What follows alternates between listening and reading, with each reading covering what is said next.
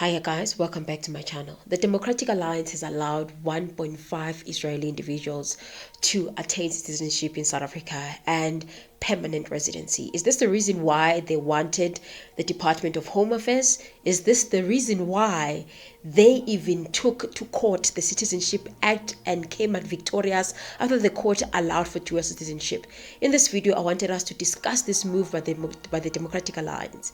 Definitely, it is currently a rumor that the Democratic Alliance has allowed a certain number of Israeli individuals, despite the case that we took to the ICC to render whatever that Israel is doing to Gaza as illegal and should be criminalized as such. However, despite that, we see the Democratic Alliance doing their own thing on the side, which then makes you wonder, was this the plan of the Democratic Alliance? Is this the reason why they got this Department of Home Affairs? Remember, guys, that when South Africa gained independence, there's a couple of white people who stay in South Africa or were staying in South Africa and were South African citizens, left South Africa after there was a black government in place. And I don't know if it was because of the failures of the government or they didn't want to be ruled by a black government. I don't know also if black people also left as well, but I know that there's a couple of white people that left during that time, and they left to relocate in many different areas. And now the DA, when it came into power, they then allowed those people to claim back their dual citizenship.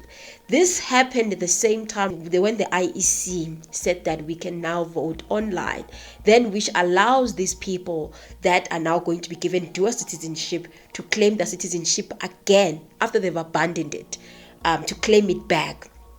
This allows them now to vote online, and majority of these people, as I've said, are white people. Black people are poor. How can you afford to just relocate to another country just like that? It's not easy. Most of the people that were moved in South Africa to other places is because of colonialism, slavery, and everything. But most of the people that now left by themselves was white people after they didn't want to be ruled by a black government. So now we see that these people are being given their citizenship back. They can be citizens of whatever country and come back to South Africa. What is the plan of the DA? Number one, the DA, if you guys remember, that they wanted to annex Cape Town. They wanted Cape Town to be independent of the rest of South Africa. They can have it just themselves on their own. They wanted to make Cape Town similar to what we can say is kind of like happening with Orania, to have their everything and not be associated with the rest of South Africa. That was definitely declined and challenged by the people. Are they trying to get enough votes so that they can annex Cape Town? Because why need these white votes so much?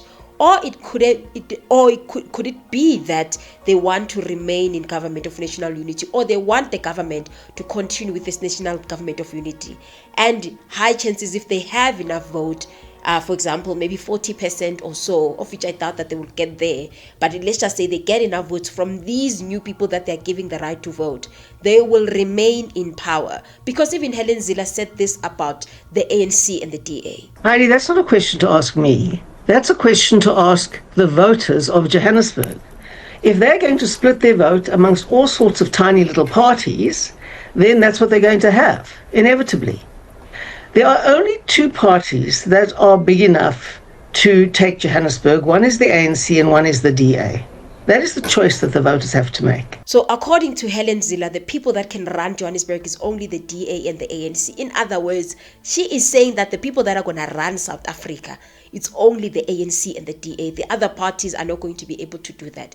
Let us look at it in an analogy. If you guys remember the Republicans and the Democrats in the United States of America, the Democrats are all for, people from the ages of 8 years can have the SEX, and they have, the right to decide what happens with their bodies. They can, do fetus deleters if they find themselves pregnant, and also they advocate for the transgender people's rights. And then we have the Republicans who are holding the same views as Charlie Kirk, may his soul rest in peace, who says that black people are not victims, they should stop being victims, and that they account 16% of the population in the United States of America, but 60% of the crime that is happening in America is done by black people, and also is against transgender people, is against fetus deleters, is against the issue of foreign nationals. Those people, the Republicans, now in the same situation we have here in South Africa. It's unfortunate that in America it's not a multi-party system, whereas here we have a multi-party system where different parties can take control. But I feel like the ANC and the DA, they're comfortable with working with each other than to work with other parties like the EFF. They've expressed that the EFF is too extreme. If they were to rule tomorrow, they'll take land, they'll do that. Whereas the ANC, they've never spoken bad about white people. They're very comfortable with white people. They're saying that they want the rainbow nation. They're now saying that they expropriate, but have they ever really expropriated? So we have these two different parties that, they're in a marriage of convenience. Besides them having these two different conflicting similar policies, we also see, it's been said that they've the similar funders, the Oppenheimers, Zionists, and the Jews, which are said to be controlling part of the 13 families. As much as that is a conspiracy theory, but it has been said that there is this funder that is funding these people that are rich, that they even own the World Bank, and they are funding these political parties. Could it be that even the funders just want these people to stick together, and they know that with the formation of this GNU, both the ANC and the DA might lose votes, so the DA is finding other ways to get their votes back, which is to give these people that have abandoned their citizenship a long time ago to come back to South Africa. Not really applicable to African people, because already the South Africans, black South Africans, are in the majority, so we don't need more of them, but we need more of the white people that have left. Because remember, the vote of the DA comes from the white community more than anything. Not negating that there is black communities, black people that are voting DA. Yes, there is, but majority of their vote, they get it from the white community. So giving back those white people that have left, abandoned their citizenship, the right to vote, and now making voting online, you are enabling that type of behavior. The goods is that if they allow this to be very much practiced by everybody, including black people, instead of discrimination like what they're doing, not allowing African countries to get visas in South Africa, it will be advantageous for us, which means us also as black people will have more people that are going to vote for parties like the EFF, especially since EFF advocates for Africa, meaning people that are staying in Zimbabwe that have ancestors or part of a lineage that is in South Africa. They can now vote very well like me and you and get their citizenship back while they are citizens of Zimbabwe. So that's the good thing about this. But the bad thing is that more white people are going to vote for the DA. The DA will have more votes that you will ask yourself, where are these votes coming from? They're coming from this law. Hence, they wanted the Department of Home Affairs. Department of Home Affairs gives you votes because it controls who gets the citizenship and who doesn't. And people who vote are people who have the citizenship. More white people have the citizenship, more votes for who? For the white parties like the Democratic Alliance. So in other words, this is a form of slavery to us as people that are going to vote or that are voting for these parties. You go for ANC will always be in a marriage of convenience, because it looks like we might never get into a position whereby we have a majority party, a ruling party like that we've been having with the ANC. Seems like this thing of a GNU is something that is still going to happen for the longest of times, especially since we have these many different parties and people having so many options to choose from. So I don't know what you guys think about this. And also remember that poll that was done by the Democratic Alliance, saying that high chances they might get more votes than the ANC. Is turning heads. It's getting some attention because it's suggesting that the ANC's support has slipped below 30% nationally, and the DA has gone up to around 28%, it suggests, and MK is at 11%. But even more interestingly, we're keeping an eye on the metros ahead of next year's local government election. This is them preparing us of whatever that they're doing. If this really it is true, it should concern you and me. I don't know, I think with time, but that's the thing about South African media. You cannot trust them when it comes to the news of the Democratic Alliance, because they don't cover such things as much as they would cover from imagine if the EFF did this or the NC, that's just going to be all over. It was not going to be speculations, but because it's the Democratic Alliance, it looks like it's false, it's speculations. But I'm hoping that the minister will address such issues, of which I doubt that he will. I don't know what you guys think. Please comment your thoughts. Tell me what you think about this move by the Democratic Alliance. Moving right along to the Gauteng Department of Health.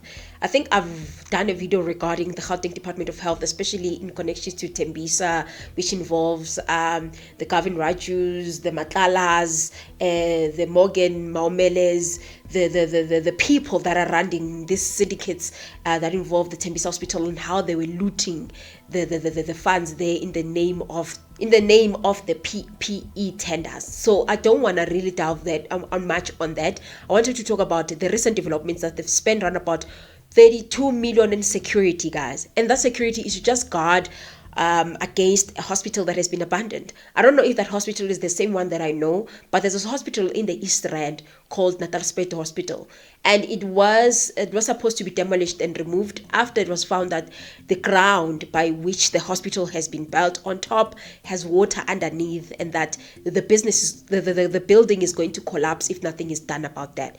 And then the hospital had to be moved to another township in Vosloorus, same East Rand, and then the hospital was moved. The intention of the government, from what used to be reported, is that they are going to have a one-story, like a single-story hospital, where they're going to deal only with emergencies, and people can go there who are around the areas nearby the East Rand.